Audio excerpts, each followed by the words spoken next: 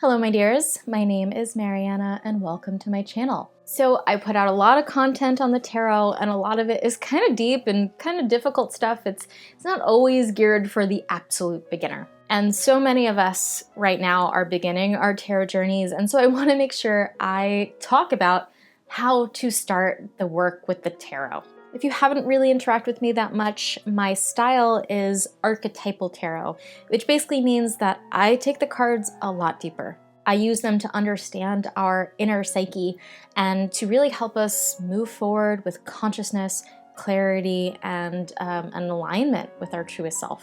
So maybe the way I approach tarot is a bit unique, but I think that we can still begin our journey through the cards with this lens. So if you are a deep soul, somebody who is a little bit interested in maybe depth psychology or maybe just the mystical wisdom that's in the cards, then this is going to be a really great video for you. Of course, make sure that you are subscribed and make sure you go follow me on Instagram. That is where I put out so much content about how to read the cards, the meanings of the cards, so that is such a good resource. So today we are going to run through 5 tips for beginning your tarot journey. Let's get into it.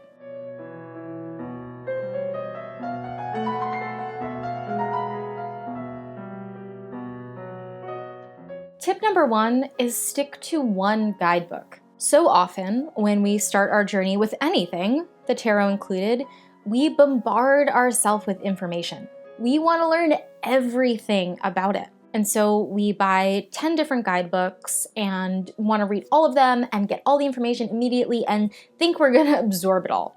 You're not. You're not going to absorb it all. You're going to get very overwhelmed very quickly. This is actually one of the things I see most often for beginner tarotists is that they're not so much struggling to learn the cards as they are overwhelmed with the information they're taking in. So use one book. A lot of times what we do is that we buy a new deck and we use the guidebook that comes with the deck. And then we also buy like a standard guidebook and use that. And then we get terribly confused because one will say that the Ace of Swords is about a breakthrough and the other one will say Ace of Swords is about boundaries. And so which is it? Of course, as you grow as a tarotist and your tarot knowledge develops, you'll know both are true and more. But you can't store all of that information at once. It takes years to really develop the language of the cards, and that's really what it's all about. So when you get a new deck, look at the guidebook if you want to, totally fine, but don't get really too grounded in it. Pick your learning resource and stick to it. For me, I started out with 78 Degrees of Wisdom by Rachel Pollack. It is probably the best resource out there still. There's a few other decks that I like to recommend to, develop your knowledge of the tarot, and you can check them out here if you want to see others. But honestly, that one's probably my favorite to get started. It brings in the deeper side of the cards, but also keeps it practical, which is really important in the beginning. But if that's not the book for you, totally fine. Go out there and just find one, pick one, stick with it for at least the first few months until you start to have a working knowledge of the cards. Then at that point, it's going to be so much easier to bring in other books, to get other perspectives, and it'll only deepen your understanding of the card rather than compromise what you thought you understood 10 minutes ago. And this brings us to tip number 2. Don't believe everyone. This one's a little spicy. There are so many perspectives out there on the tarot, including my own, and not all of them are good. Things that everybody who learns something then feels like they can also teach it. This is a normal human experience. You get good at something, and then you can help someone else get good at it. But there are so many opinions out there. Just like with reading too many guidebooks, it's just going to become too overwhelming. So when you begin your journey, you're going to want to follow 10,000 tarot accounts on Instagram. You're going to subscribe to a million different YouTube resources, and that's fine, but just take everything with a grain of salt. My heart breaks sometimes because I'll get people DMing me on Instagram saying, I thought the Six of Swords was about transitions, but then I watched this TikTok on, like a love reading for me this month, and they pulled the Six of Swords and they said it's about fear of failure. And then they'll message me and be like, which is it? I don't know. Now I'm confused. The truth is, I don't know why that person read that card in that way. Maybe it really made sense in the moment, but that's their take on it. Maybe they learned that specific meaning of the card and that's theirs. That's the wonderful thing about the tarot. Everybody can read it a little bit differently and no one is wrong. It's literally a tool of interpretation, so it's okay to have your own perspective. That being said, if one person on Instagram has this perspective and another has that, it doesn't mean that either is right. Don't get too entrenched in the wisdom of your tarot gurus. Be flexible, take a little bit from everybody and find your own way. And I know in the beginning it's gonna seem like that's never gonna happen. It is, I promise you. You're gonna figure it out. And just as a side note, please be wary about like these TikTok readers and stuff. I'm not saying they're bad. I'm not saying not to listen to them. Just grain of salt. Grain of salt. All right, moving right along. Here's another sticky one. My Scorpio sensibilities are coming out. Reading for yourself is hard. That's just it. Reading for yourself is hard. Most people, when they start using the tarot, pick it up to read for themselves. They want to understand how to go deeper with themselves. They want to understand how to do that beautiful work of self-reflection. And the tarot is probably one of the best tools for that. That's literally what I teach in my archetypal tarot school, which, by the way, if you haven't heard of that or want to go deeper with the cards, there's a link in the description to check that out. Just saying. But no matter how good you are at reading for yourself is always the most challenging thing to do. I have been reading for a long time. I have read for hundreds of clients.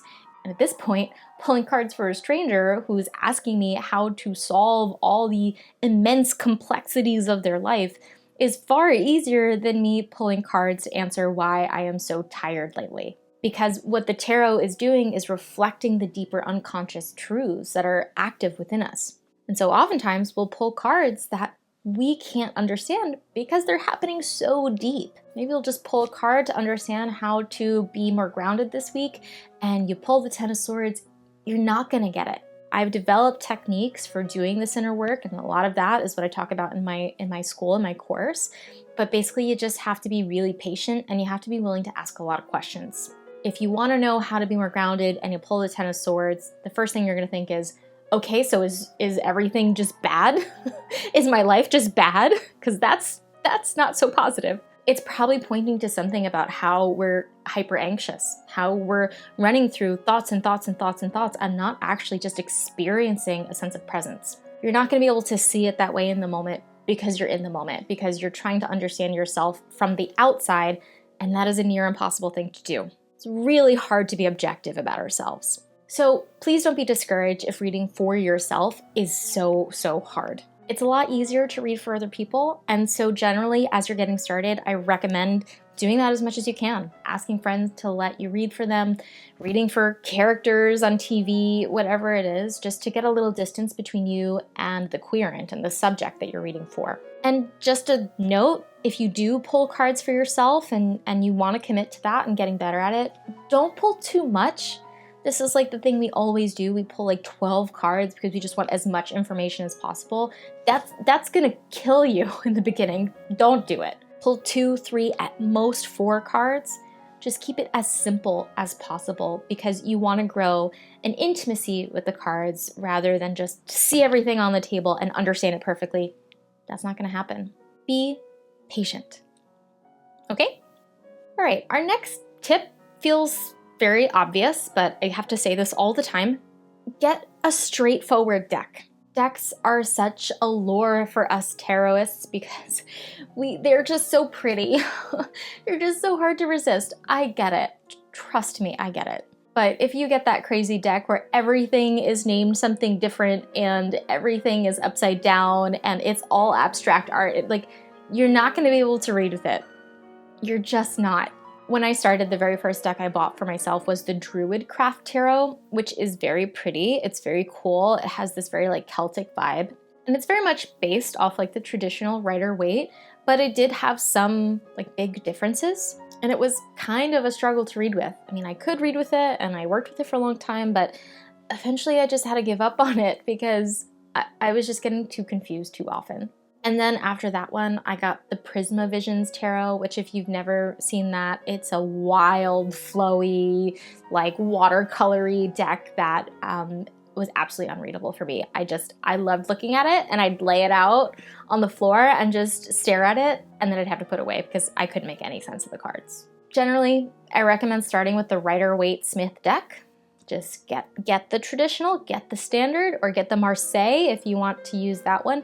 Just get something that is straightforward, clear, clean, easy to read. Using a more traditional deck will mean that the guidebooks you get will align more clearly. And that doesn't mean at all you can't use the gorgeous, beautiful, weird, abstract deck you got. And it doesn't mean you can't get more decks that are weird and wonderful and abstract. But don't be surprised if it's a challenge. The deck I've been using for like almost a year now to read with is the Golden Art Nouveau, which is just stunning. Absolutely gorgeous deck. It's very close to the Rider-Waite, so I understand all the symbolism very clearly, but it has my own particular flair to it. So there's so many decks out there that'll be very close. They'll be very faithful to the original symbolism, generally of the Rider-Waite-Smith. That's the most kind of famous, most popular deck. So look out there, see if there's something that has your style, but stays close to the original, like the Modern Witch Tarot, for example. Those are really, really great to start with. That's my advice, at least. Okay, we have one more tip, and this one's kind of the biggest one. I saved the most intense for last. It's not about memorization, it's about relationship. Knowing the 14 keywords out there for the Strength card doesn't make it any easier to read the Strength card. When I was a beginner professional tarot reader, I knew all the keywords for all the cards, but I hadn't built up that relationship with all of them yet. And that became so obvious to me as I would get in readings with clients and see the Strength card and know it's about courage and resilience and fortitude and all these things in my brain, and not know at all why it came up for this person who just, cannot seem to find the right relationship.